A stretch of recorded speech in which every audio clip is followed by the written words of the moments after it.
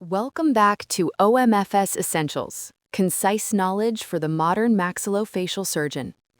In this episode, we'll explore an essential foundation in oral surgery, the incisions used in oral and maxillofacial surgery. Both intraoral and extraoral incisions are employed to manage various pathologies. Each incision is carefully designed based on sound surgical principles and tailored to the specific clinical condition. Let's begin with the commonly used intraoral incisions. Ward's incision, type 1. Ward's 1 incision consists of mesial release, clavicular, and distal incisions. The mesial release incision starts about 5 to 6 millimeters below the marginal gingiva of the lower second molar at its mesial root, running obliquely upward at a 45-degree angle towards the distobuccal line angle of the second molar. It then extends posteriorly, cutting through the distal papilla and into the crevice of the third molar if it's partially erupted, before continuing distally for about 10 millimeters along the anterior border of the mandibular ramus.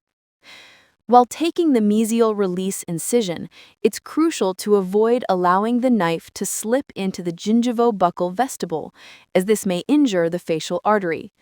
For beginners, it's safer to moke this incision from the vestibular depth towards the free gingiva, that is, bottom to top, to minimize the risk of vascular injury.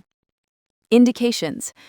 Ward's 1 incision is indicated for transalveolar extraction of partially erupted lower third molars, particularly when there is adequate depth of the buccal vestibule. Precautions. The mesial release should not extend too inferiorly to avoid cutting the facial artery. The distal release should not be directed lingually to protect the lingual nerve and nearby nutrient vessels. The distal release should measure about 10 millimeters, preventing extension into the temporalis tendon, masseter fibers, or exposure of the buccal fat pad. Ward's incision type 2. Ward's 2 incision also includes mesial, clavicular, and distal releases. Here, the mesial release starts 5 to 6 millimeters below the gingiva of the lower first molar, running obliquely at a 45-degree angle towards the mesiobuccal line angle of the second molar, and extends distally into the crevice and posterior surface of the second molar. It continues 10 millimeters along the anterior border of the ramus. Indications. This incision is suitable for transalveolar extraction of unerupted lower third molars, especially when the buccal vestibule is shallow. Precautions. The same precautions apply as in Ward's type 1. Sulcular incisions. Second molar sulcus incision. This incision begins on the ascending ramus, follows the center of the third molar shelf to the distobuccal surface of the second molar, and continues as a sulcular incision to its mesiobuccal corner.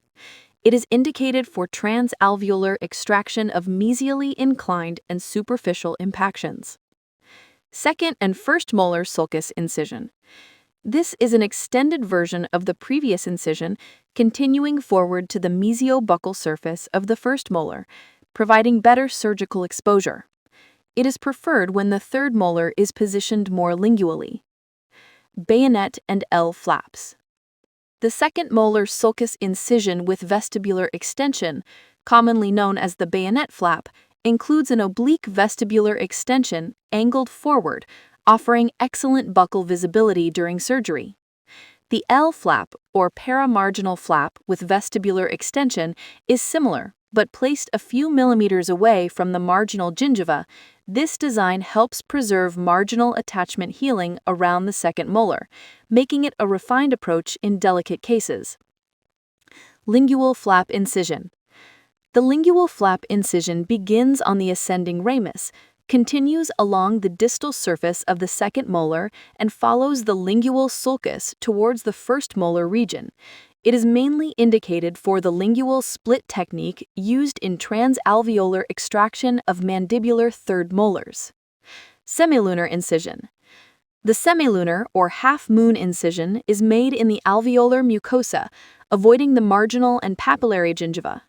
While it minimizes gingival trauma, it tends to cause more bleeding, delayed healing, and mucosal scarring.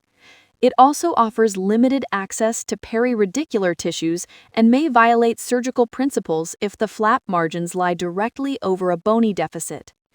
Indications: used for apicectomy, apical curettage, and removal of fractured root tips during transalveolar extractions. Submarginal incision. The submarginal incision includes a horizontal cut in the attached gingiva, accompanied by vertical releases.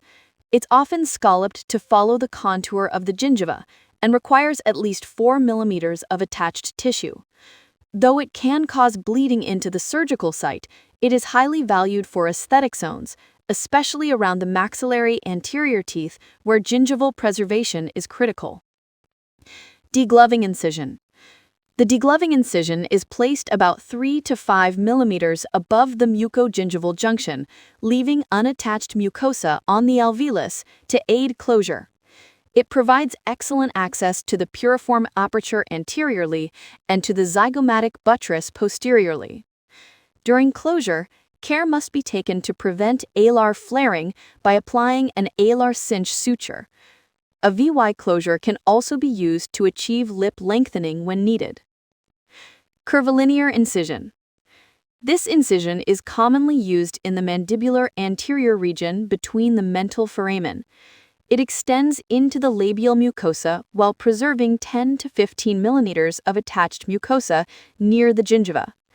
Once the mucosa is incised, the mentalis muscle fibers are clearly visible and are sharply divided in an oblique approach towards the mandible.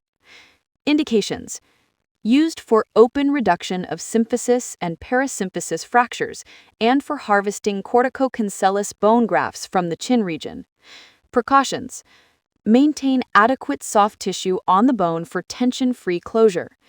In the canine area, avoid placing the incision too low to prevent injury of the mental neurovascular bundle.